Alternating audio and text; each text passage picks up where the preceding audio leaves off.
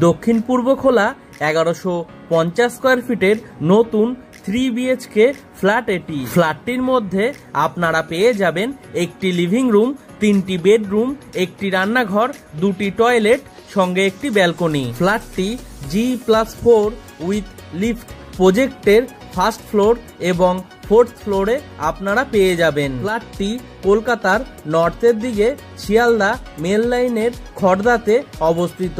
প্রজেক্টটি থেকে মোটর বাইকে মাত্র 4 মিনিটে খড়দাহ রেলওয়ে স্টেশন পৌঁছে যাবেন।